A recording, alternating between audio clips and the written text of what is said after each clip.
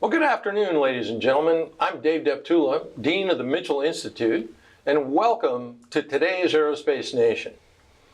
Today, the Mitchell Institute is pleased to host Air Marshal Johnny Stringer, Deputy Commander of NATO's Allied Air Command.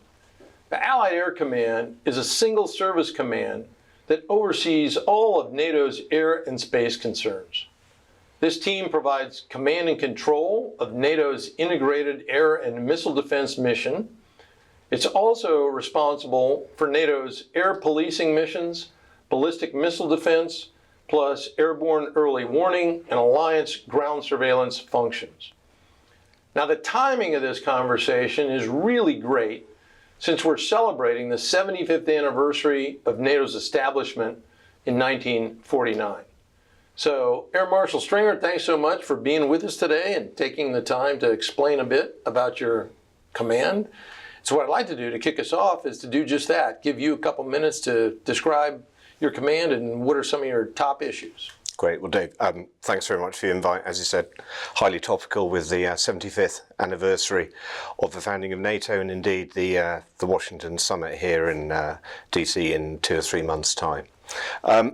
I think on one level it's a truism that the events on and after 24th February 2022 have really sort of reset everybody's assessment of security both in Europe but also I think more globally. We'll come on to that in a bit, I'm sure. And those assumptions that we had for many years are no longer the sort of comfortable ones that they were. I'd argue that there were probably 2 long shadows that have fallen over Airpower, but not just Airpower, perhaps sort of Western way in defence. One, about 30 years long or so, which is called We Won the Cold War. And the second one, about 20 years or so, which is the focus on counterinsurgency campaigns at range from our home nations. So what they've done, I think, is forced us to do not just a lot of analytical work, and in areas we're still in the foothills, but I think it's also forcing us to realise that we have to reinvest not just in equipment terms, so that is really important, but we also need to reinvest conceptually. And so for us, under my boss, General Jim Scorch-Hecker, both boss of Aircom and ComUSAFE, we've got 5 key priority areas. First one you touched on, integrated air and missile defence. It's kind of the birthright of all air forces to do that. And what we are seeing, not just in Ukraine, but what we've seen most recently with the Iranian attacks on Israel, the Levant more generally, and in the Red Sea, shows just the importance of that mission. And of course, that's IAMD also including defending against ballistic missiles as well.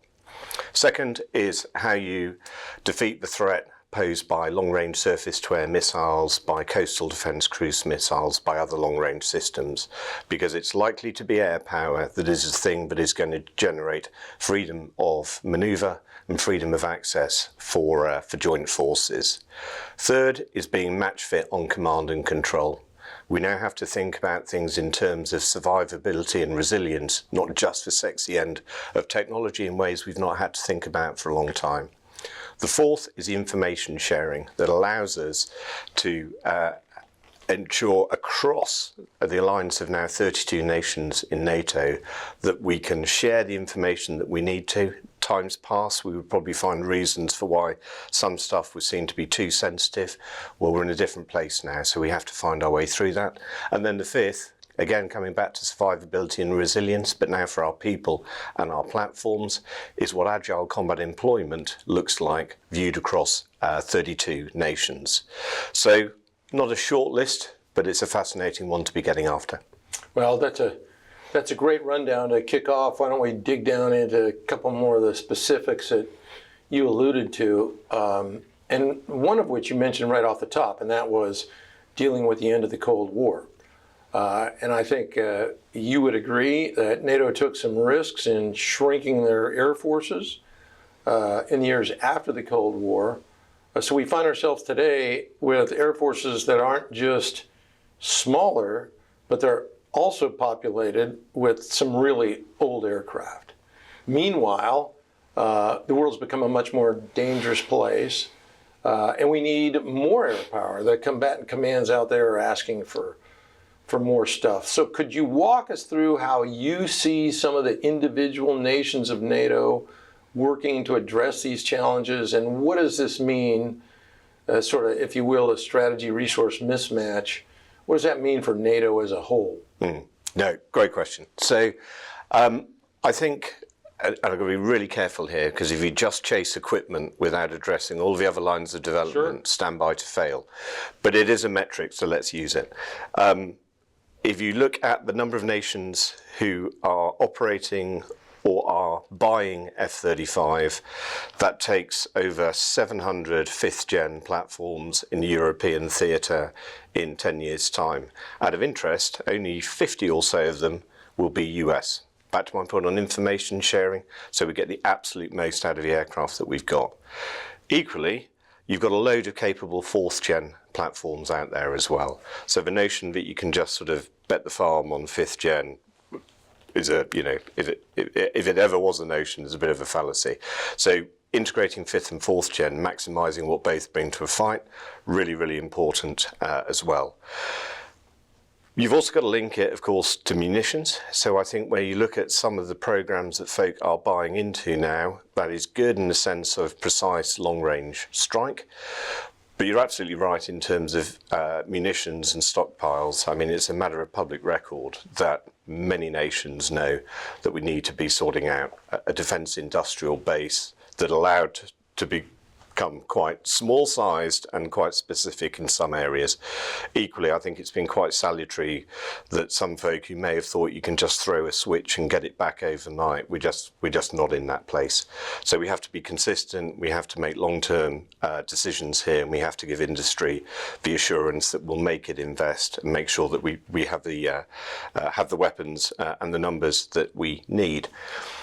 But then if I link my point on sort of conceptual as well as just kit, so one of the things we've done in NATO in the last year is have the first ever NATO Weapons and Tactics Conference, which it was kind of scoffed at before because, NATO doesn't do that. Well, NATO now does.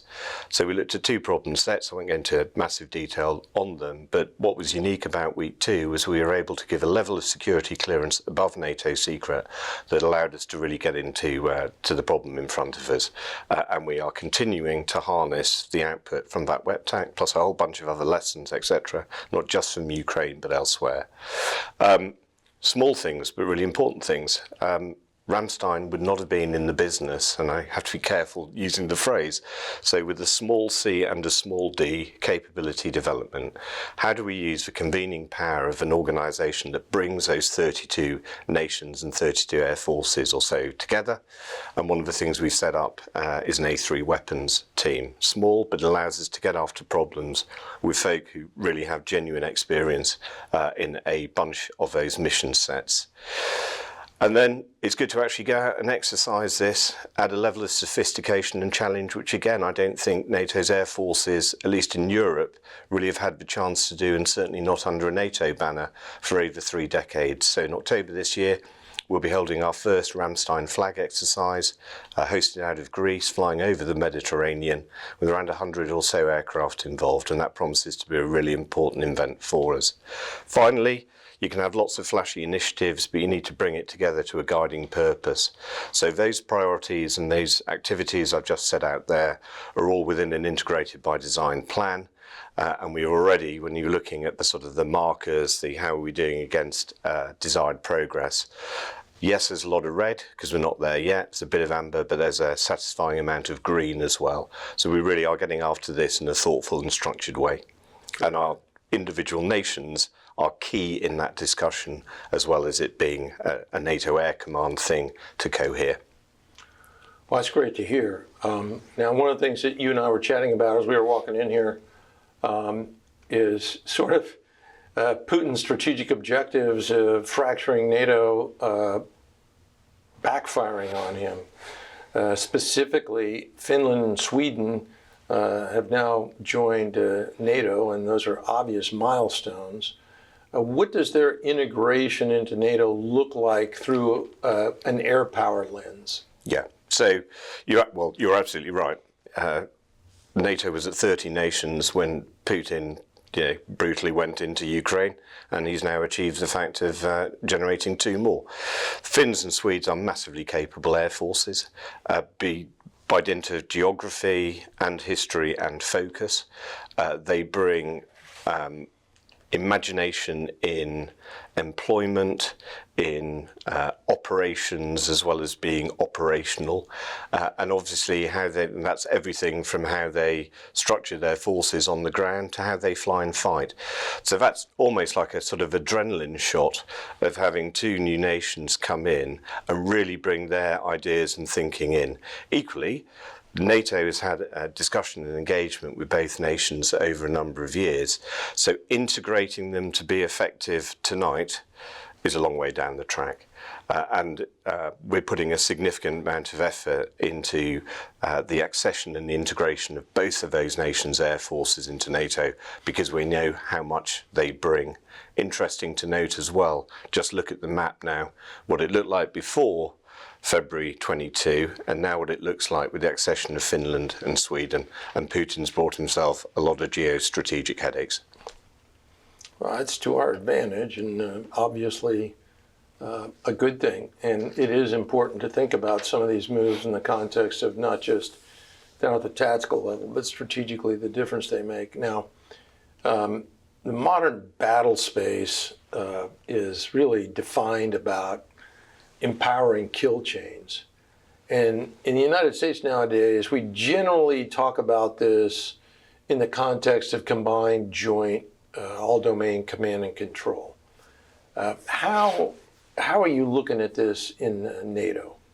Yeah, so yes to C2, and not surprisingly, and a bunch of other things as well. So if I take, I'll take a mission set as an example, but I'll kind of then expand from it.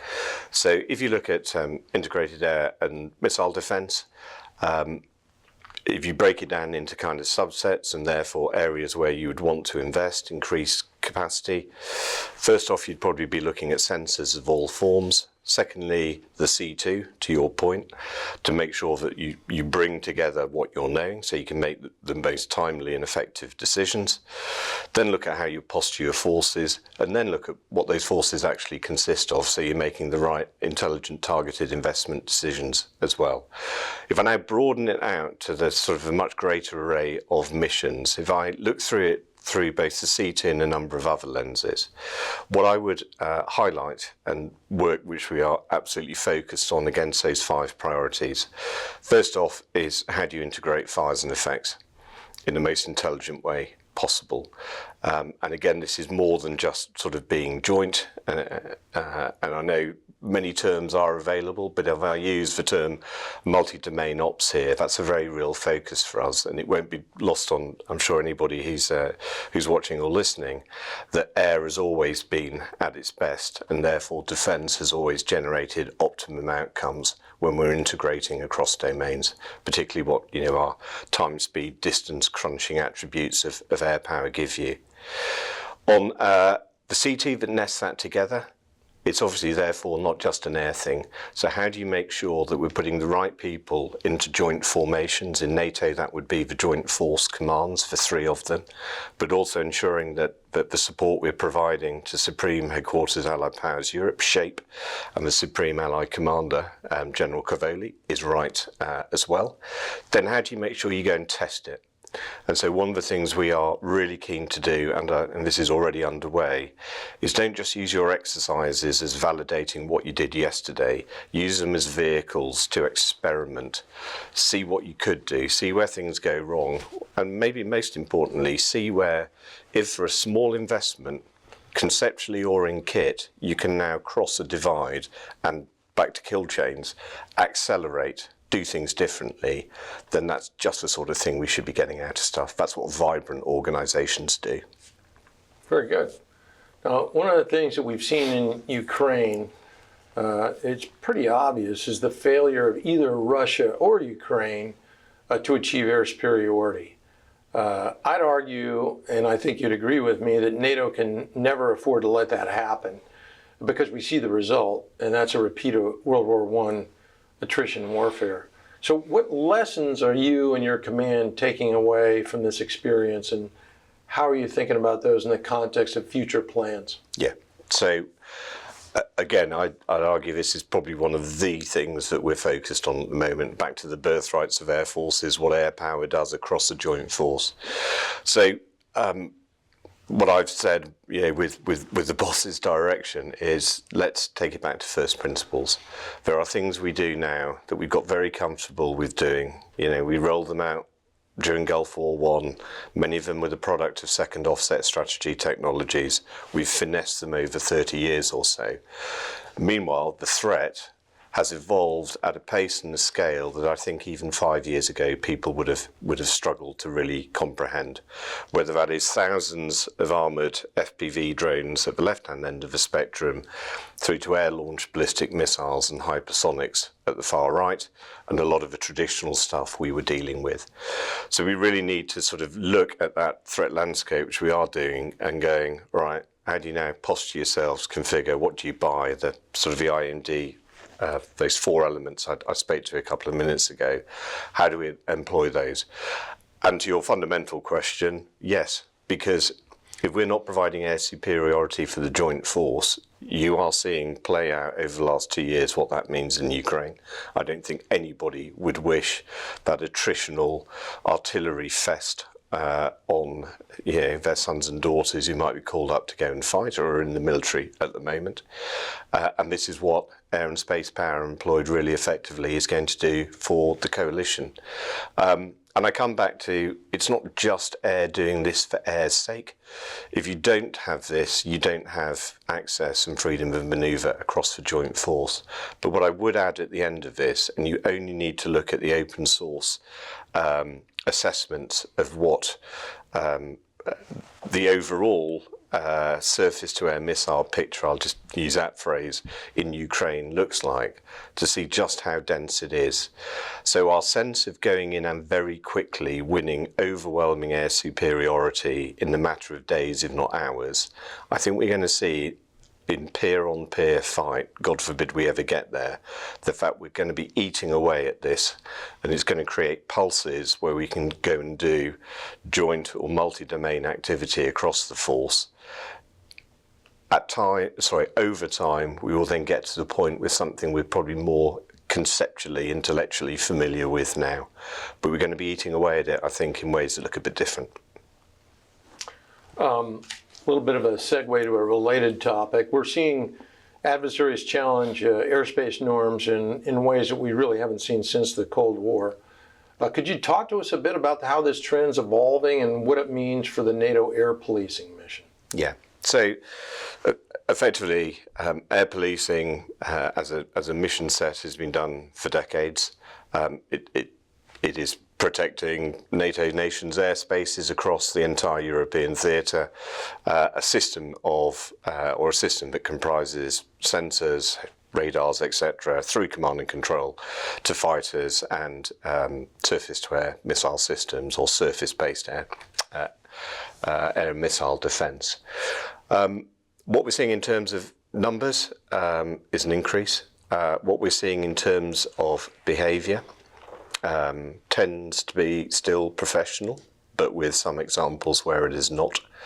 What I think is really important about air policing as well, and how air policing then sort of moves into the more operational space, but also the strategic space, is what we're also showing is we don't cede our airspace, we don't give advantage to others, that we are credible, capable and professional, of course, and we will go and intercept whatever flies into NATO airspace and check it out. So the sense of the mission, unchanged. The professionalism that goes with it, unchanged as well. But linking, I think, to how we're seeing that changed operational environment, one of the things for me is to make sure that people don't see air policing and then air defence as things which are a long way apart. Because again, if we had to do this for real, we would need to move from an air policing posture to a more active air defence one very, very quickly. Now, in that context, how effective is air policing in the context of credible deterrence? Well, I think hugely. I mean, I would say that as an airman, but we're down again to capability, credibility, and the means to communicate it to a potential adversary as well. And I think if you don't show that you're actually willing and capable to go out and intercept close in or at range, then that leaves your opponent perhaps with a sense that, actually they're not match fit in this area, and it's something that I could exploit. So it's non-discretionary, and it is one of the key pillars, I think, of NATO's nations' deterrent messaging. And one of the things that you mentioned earlier, you talked about were munitions, and I think it's no secret that NATO also took a risk cutting back their munitions stockpiles. You mentioned industrial production capacity because it's really dropped too. And I think one of the big lessons, if you will, we'll see if we've learned it or not, is that Ukraine has highlighted the need for much more munitions depth. So how is Allied Air Command responding to this reality? Yeah, so first off, of course, I would love to have a massive revenue stream, but I don't, a massive budget. What we can do and do is set out to nations these are the lessons that we've picked up over the last 2+ years, plus looking more broadly.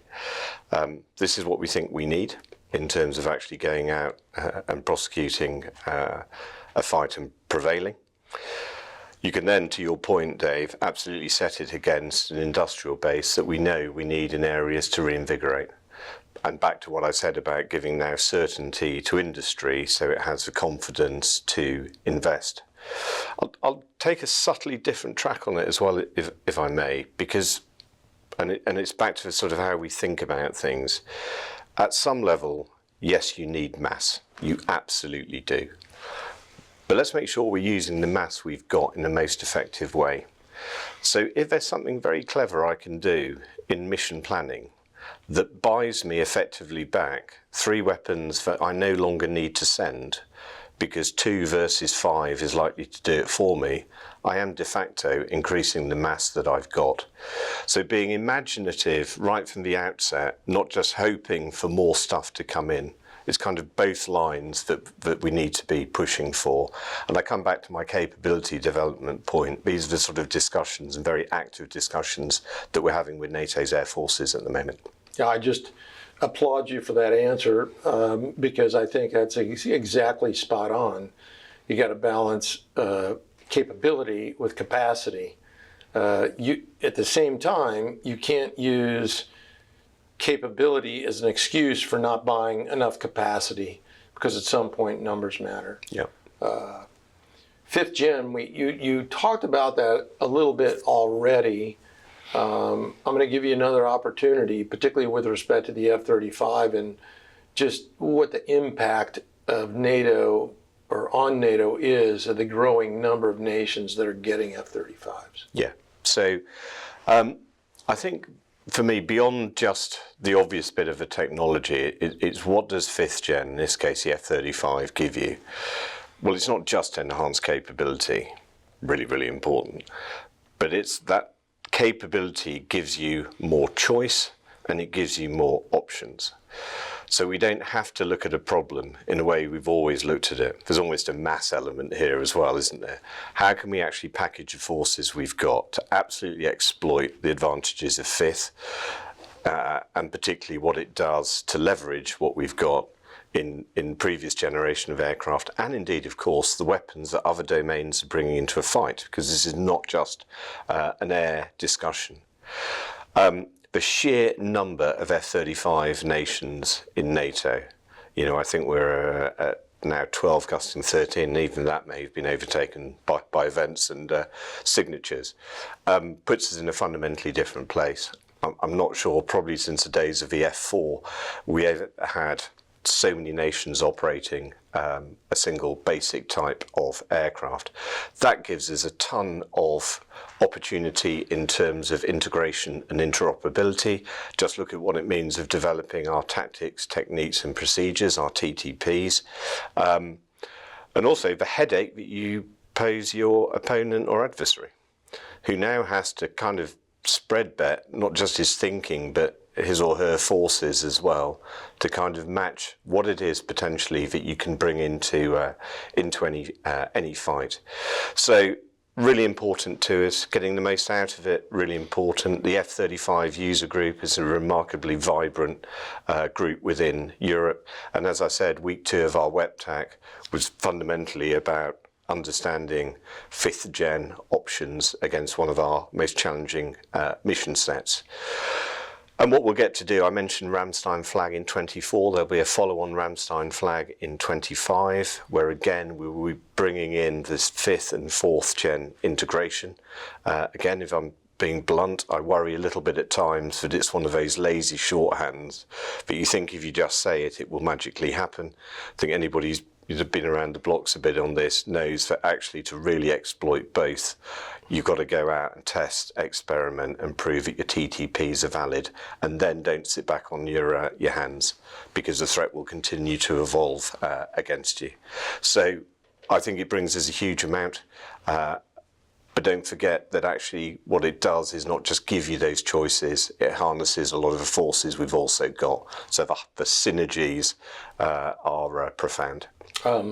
If I can, you mentioned the challenges of tying 4th to 5th generation integration. And clearly through these exercises, I think you very well articulated the value that accrues from identifying the challenges. But what else are you doing when it comes to interconnectivity and solving some of those challenges? Yeah, so that is kind of the world beyond just 5th gen, isn't it? So we have, under that Agile combat employment line of effort, which I had sort of set out at the start, it's a bunch of things. It's not just some of the sort of classic things which folk of a certain age will remember, sort of Harriers in field sites in RAF Germany and dispersed jets around road strips in various parts of Europe. A lot of it is actually making sure that the digital structures you've got allow you to bring the different forces together. If I'm being really blunt, it's an area actually where we know we need to be better than we are at the moment, but equally there is a ton of technology now that we can get off the shelf and apply to this problem. Equally, one size doesn't fit all here. So what are the things which you have to be able to do that underpin that integration and interoperability? One of the things NATO was really good at and then kind of fell away with, back to that long shadow of 30 years, was STANAGs, standardization agreements that allowed you to go and put your, smoking my pipe here for a moment, to put your Jaguar into a base in Denmark where Danish technicians would turn the jet for you, and you'd then sign them off as being competent at aircraft cross-servicing. All understood, all documented. We're reinvigorating that. There's a lot of STANAGs still there, so let's go back and test them and update them where necessary. Let's make sure that our digital STANAGs are also fit.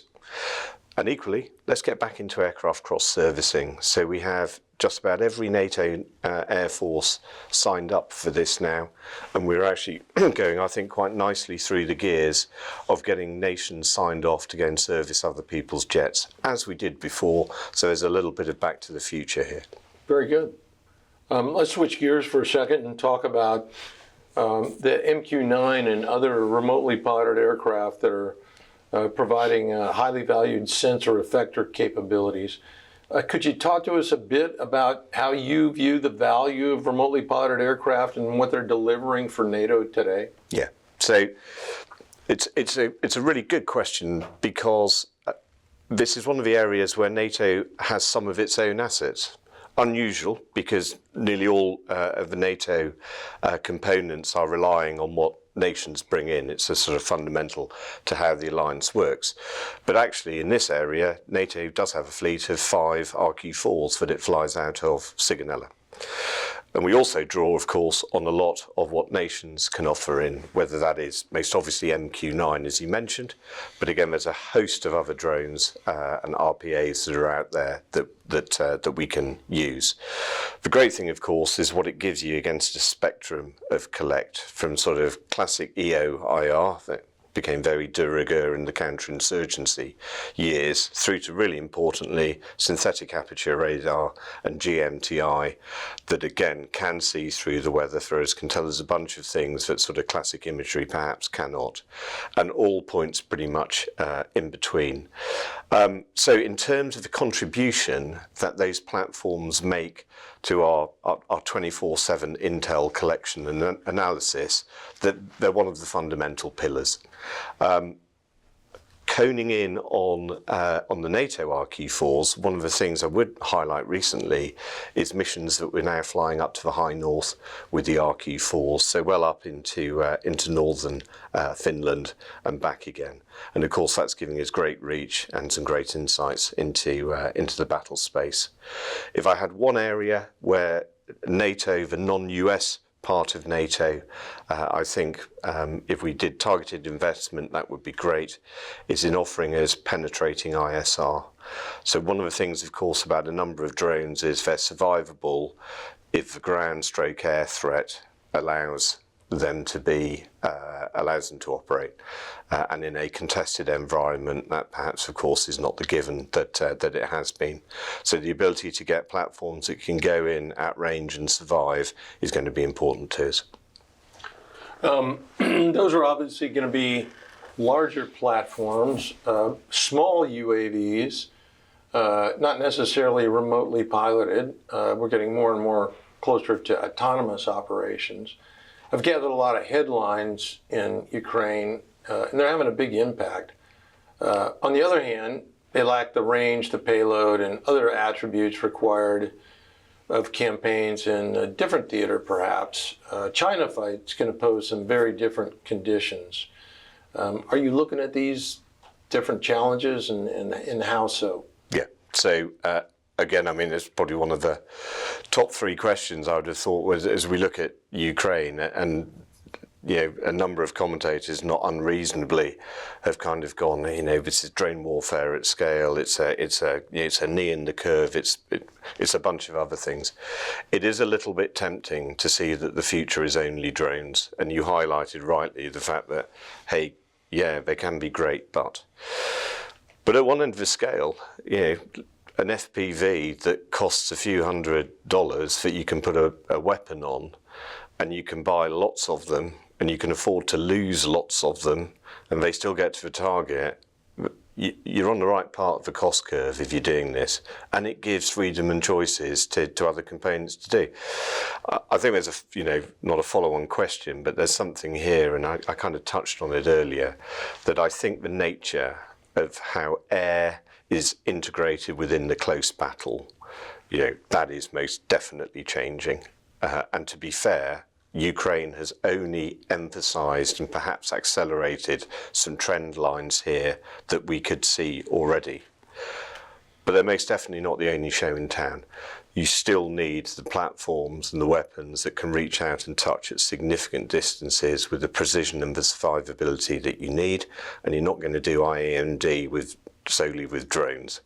So getting the force mix right is going to be really, really important. And back to what my boss would say on cost curve is really important as well.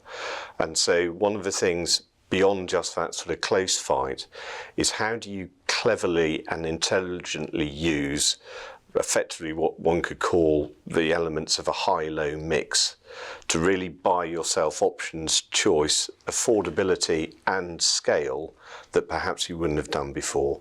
So there's so much in that question. I've really only just bounced off the wave tops. No, thanks very much. That was good. I'm switching gears just a little bit for our listeners who are unaware. Allied Air Command's responsible for managing NATO's ballistic missile defense system.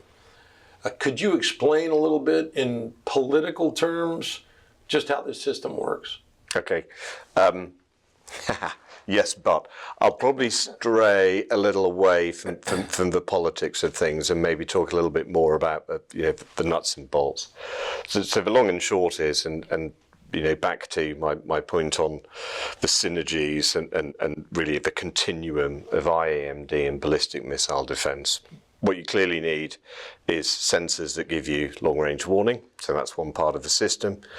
You then need to be able to make choice on whether it's a threat to NATO nations or not. So your second part now is really good command and control, but allows you to operate, by the way, at sort of tens of seconds, not tens of minutes, so that you're really deriving what's happening as quickly as possible. And I should have mentioned on sensors, please don't just think ground-based radars. There is a huge space contribution to the ballistic missile defense mission as well. And then, of course, if you need to have things that can shoot them down. So there are two components here. There's the Aegis system afloat with a number of Arleigh Burke class shooters, and you have one very shortly to be two Aegis ashore elements in Romania and soon to be accredited Poland that collectively, and again it's all back to how you posture them, give you the coverage over the European AO. What I would also say, of course, is that puts quite a heavy responsibility on the team who are running this. So it's a 24/7 mission throughout the year, and we routinely practice against a number of circumstances, alternate means of prosecuting the mission, etc. So we know we're pretty robust on it. Now, Russia's been conducting GPS jamming out of Kaliningrad for quite a while now. How's NATO's Air Command addressing this issue in terms of day-to-day training, air policing, and other contingencies that might be tied to an open conflict? Yeah.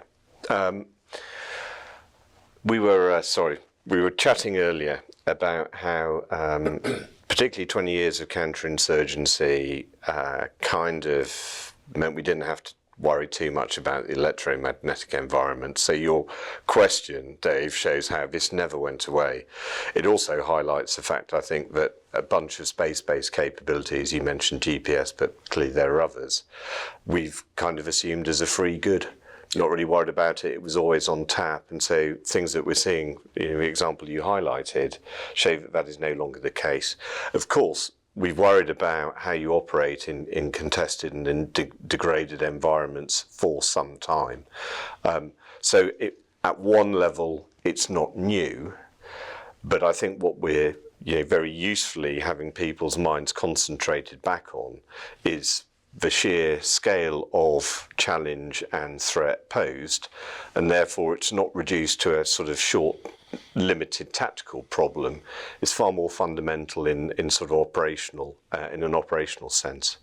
What I would say, and you posed it rightly as a military question, but just look what Russian behaviour is doing in the civilian airspace sense, where last time I checked, Ryanair and others were not necessarily running a how to deal with a GPS denied environment as they were flying to multiple airports across Europe. So the Russian behaviour here is unbelievably reckless, and I think actually should be called out for what it is and the impact, frankly, that it's having on safety of flight. They have a bar set in a different place than we do. I suggest they reset it. Very good. I think that's an excellent point that most people don't even think about over here. Now, during the Cold War, NATO relied a lot on pre-positioned equipment throughout Europe as part of its deterrence strategy. Where do we stand on that now? And we hear a lot about agile combat employment and distributed logistics in the Pacific. What about Europe? So let me go on that agile combat employment on the ACE line. So what you're seeing from a number of air forces is different approaches to addressing the same problem. But here different is good, not bad, because by dint of how they're structured, platforms they're operating, everything down to how you recruit and the kind of military and strategic culture in your organisation or your countries going to drive things differently. We've put a load of work into ACE over the last sort of 18 months or so. We've just released the first iteration of NATO's ACE ConOps. And one of the key bits is no matter what nation you're from and what you're operating, what is it that is applicable to all? So part of that, of course, is how you disperse, what your options are there. Part of it, to the opening part of your question, is how do you do the log support? How much do you need to pre-position forward? How much can you safely pre-position forward? And I don't mean that from a sense of safety against attack, but safety against, frankly, the nature of warfare and how fights evolve. So you've got to keep some agility there. You've got to keep some capacity to employ that may limit what in an ideal world you'd put forward, but is probably an appropriate hedge against uncertainties in any fight. Also, you don't have to have any aircraft to be an ace player, because if you've got airfield, or you've got logistics support, or you've got force protection, or you've got a bunch of other things that will enable the overall NATO air power contribution, that is a powerful thing to bring. So really good work here. We are testing some of it at a low level on smaller deployments and exercises, largely so far national ones, but where they're taking that ConOps and running with it, and we're going to see more of that playing out over the coming months and years. Well, very good. Here's before we shift to our audience, one more for you. The war in Ukraine has been a wake-up call to many NATO nations with respect to the reality of airbase attacks. How's NATO's Air Command looking at managing this challenge? And, you know, are the European nation NATO armies as reticent to put the resources into airbase defense as is the U.S. Army? So, won't speak for the US. I'll try and give you a broader sense. I just thought I'd throw that. No. So a little amuse-bouche at the end. For me, I think everybody realises, and I touched a little bit on this earlier, that we had a 30-year holiday, really, from worrying about protecting our bases in a way that was an absolute commonplace during the Cold War. You know, any folk who are on this who've operated modern, fighter aircraft will know that it even permeated the way we designed our support systems and structures. They were very comfortably about main operating bases. We saw the opportunities to contract out to industry, reducing the uniformed headcount, etc. And of course, that limits your choices if you're not careful, if you need to ramp up and you're in a change context. So some of the things we're doing, I think, frankly, were the things which a lot of people would recognise from 30 plus years ago. Some of them are really straightforward in terms of dispersal. Some of them are the things that you would want to do because the speed at which your enemy's targeting cycle works. But you can't just expect that you can deploy everything out, hide under the nearest tree and it will be okay. So at A level, we are going to have to be defending patches of concrete. We're rethinking through what that looks like. You also have to aim off in that sense for the fact that you're never going to be 100% successful. So how do you, within that, ensure, and it's a question really, I think, of imagination here, not just spend. How do you use everything that you possibly can to pose a challenge to your opponent in this regard? And I use the fast jet example by dint of background, but I'm also guilty of falling into a trap here, which is it's very easy to have a mental picture that what we're talking about is dispersing fighters. Actually, we need to be worrying about our big wing aircraft as well, our refueling aircraft, our large ISR platforms. Where do we put them so they can't be predictably located and we can ensure their survival and they're into the fight as well? So sum all of that kind of up, I think you're seeing genuinely a multi-axis approach from this, from how we train people beyond just core skills, how we ensure that logistics is as intelligently done as it can, regaining some force protection capacities and capabilities that perhaps we lost, and also aiming off for that much expanded threat environment and range of threats that I spoke about earlier. This is one area, rather like the question on drones, where the classics of warfare, of new system, counter, are being played out at pace.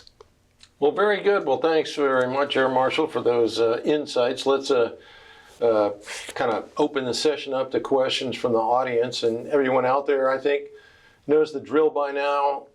If you raise your hand, I'll call on you. And when I do, please unmute your mic, state your name and affiliation, and then we'll head to the questions. Have several here in the chat room. Let's start with one related to space. This one's from Charles Galbraith. Air Marshal, you've stated a few times the importance of space capabilities to missile defense and other activities. How is NATO planning for the need to gain and maintain space superiority? Yep, thanks, Charles. Not a loaded question, that one. So a fascinating and important one. Back to my free good point. We were worried about domain awareness. Boy, we are massively concerned and focused on space domain awareness now, but the sense of worrying about orbital attack, or indeed any of the space segments being engaged, was something we were conscious of, but perhaps we weren't putting too much effort into doing practical stuff to fix. We're definitely in a different place than before on that. So in terms of hardening the various segments, absolutely. Through to, frankly, the more aggressive and offensive part in terms of space control. I mean, like many things in NATO, and quite rightly, this is something which nations will discuss. And some nations will have different views than others. But I think in terms of a general direction of travel that says we now need to be not just far more worried about how we protect and defend in space, but how we do the practical things that ensure our systems are more survivable, our space structures more survivable, is absolutely there. And in fact, one of the things I would also highlight here, Ramstein is not just for home of Air Command, it's also where we have the NATO Space Operations Centre. And that as an organisation, again, probably catalysed in part by Ukraine, but my word, what's been developed over the last 2 years or so there is really impressive. And as a sort of, if I can use the phrase launch pad here, but as a launch pad for a number of future strands, we're actually in a shape we would not have been in even 18 months ago. Okay, here's one from Matt Tober. Kind of gets to some of what we started off with. And his question is, given the fact that our U.S. Air Force's average fighter age is well over 30 years old now, and we just celebrated the 72nd anniversary of the first flight of the B-52, and the rest of our Air Force is the smallest and the least ready it's ever been, is Europe becoming concerned that the U.S. can actually come to the defense of a NATO country if challenged by Russia, while at the same time we're pivoting to or preparing for conflict against China and now possibly Iran? So at one level, of course, you look geostrategically, and it's a pretty challenging landscape, isn't it? So I think absolutely agree with that. I think what Matt's question does drive at, though, is the importance of alliances, not transactional marriages of convenience. It speaks also to, and apologies for a small digression, it speaks to long-termism, and it speaks to staying the course, and it speaks to genuine bipartisanship on the important issues. But right back to the bit on ages of fleets, etc. I kind of look at it that's important, but I kind of look at it in a slightly different way. What can we all collectively bring into the fight, and how collectively good can we possibly be? So one of the things which we are absolutely focused on as a leadership in Aircom is making sure that everybody's air forces can be as good as they can possibly be. There's a reason why we're doing a Ramstein flag, to provide that high-end test and experimentation.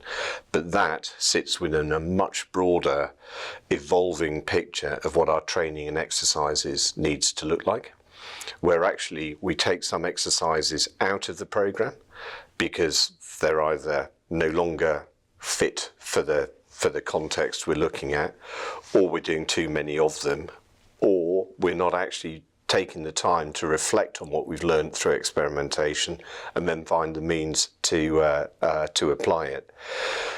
The basic questions on recapitalising forces, so they're not that old. I mean, I think the B-52 was made out of girders, so it's probably got quite a few years left in it. Equally, we all know at the pace of evolution within fighter aircraft, but actually your development, however good and spiral it is, you're still going to get to a point where you're outmatched by the threat. So I'm heartened in this place by the sort of fighter fleet recapitalisation in Europe. Best, by the way, we have enough tankers to refuel them and enough ISR assets to support as well, so a properly balanced force. And back to alliances, one of the strengths of NATO and Western liberal democracies, for all of our imperfections, is the ability to support each other beyond just our immediate neighbourhood. So that sense of being able to switch, apply mass to where it's needed against that very febrile context I said at the start, that's a real strength for us.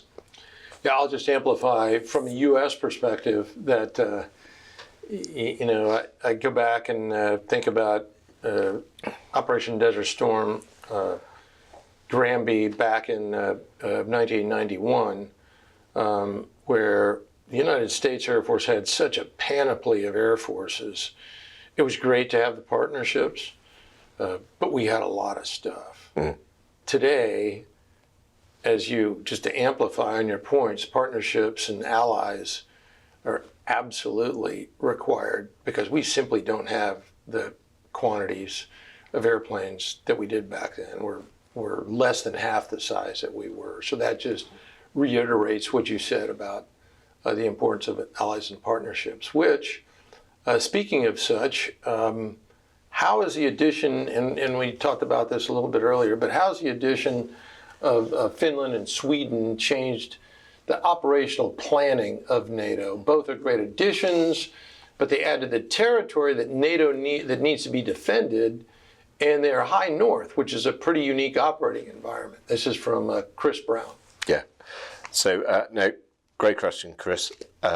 So isn't it great that we've got two air forces who are absolutely steeped in operating in those environments, who we can learn from, apply some of the things they do. I was fortunate enough to go flying in the Gripen at the end of February with the Swedes. Actually, I mean, fast jet pilot, so it's great flying in somebody else's fast jet. But that wasn't the point, really. It was the means to go and look at how the Swedes operate. Bare base, configured absolutely from the strategic to the tactical against national defence needs. I could bore for ages upon the delights of the Gripen having winches in its pylons, so you don't need a dedicated weapon loader, but that's one for another time. But the point being is these folk bring in real capability and real experience. Absolutely right on the geography changes. With Finnish accession, NATO now has 800 plus miles of additional border. Importantly, and you mentioned the High North in the question, no matter what, the High North is an area of only ever increasing importance. So actually now having two NATO nations in that neck of the woods, alongside obviously Norway, it gives us a ton of strategic insight, and being blunt about it, it gives us strategic advantage as well, which I think most of us would want. But I think you will see over the coming decade plus, the focus on the High North is only going to increase. whether it's opening up shipping routes, whether it's just look, by the way, at Russian reinvestment over the last few years in that area. This again is somewhere where we knew was important, but we were either busy doing other stuff or we thought we didn't have to worry about it, and now we most definitely do. So having Finland and Sweden in two great air forces, this is wonderful news for NATO. Here's one from Ken Stubbs. A number of different NATO nations are pursuing a variety of advanced fighter aircraft. How much emphasis should be placed on developing new fighters compared to buying in sufficient quantity the fifth generation aircraft that we have today? Yeah, I make myself deeply popular with industry here if I go the wrong way on this. No, it's a really valid question. I think I'll make a much broader comment and then I'll come back to it. I think, again, when you've not had to worry about generating the mass, etc., that traditionally we did, that sort of last 30 years or so, you would quite understandably see why many nations would want to do high-end defence projects that develop their technological and industrial basis. It would be weird if that were not the case. The art now, and I'm afraid, Ken, I'm not going to provide you a great answer to this. The art now is how do you recognise that and play it into a change context. Now, on one level, you could go, well, if there are, bigger buys, in my own nation's just announced another increase in its defence spending, that may get you somewhere. I think at some point, will there be coalescence in fighter programs? Well, there might be. There might be coalescence in destroyer and frigate programs. There might be coalescence in armed fighting vehicle programs. I think one of the things which I would really strive for is, no matter what, make sure that the programs that are there are interoperable, interchangeable almost with each other from the outset, and make sure that the weapons we are buying are applicable and employable across the force. This, by the way, poses some really interesting challenges where proprietary software and a kind of old school way of doing stuff makes weapons integration incredibly expensive. We have to break that paradigm. And there's an interesting point here, and it actually came out as one of our WEPTAC findings, is how you actually may want to train air forces to use weapons that a platform's capable of carrying, their platform is capable of carrying, but is not in their inventory at the moment. I know there's a bunch of other challenges there, which is, but the industrial base has got to produce the munitions in the first place. But that sense of training people and giving them the experience and the capability to employ more broadly is going to be really important as well. Very good. Well, we've got time for one more, and it comes from my old friend Punch Moulton. What is AirCom learning from the recent large integrated air and missile defense event in the Middle East 10 days ago? So on one level, it's tempting to say lots and then stop it there. Stop. Yes. Hello, Punch.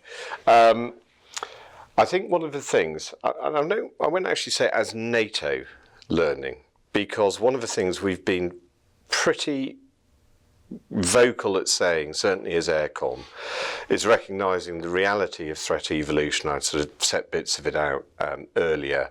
The fact that you have to see IMD to BMD as a continuum. The fact that at the same time you are rightly worried about taking out ballistic missiles and the rest, you're also now doing drone defence towards the other end of the scale, plus more traditional in the middle.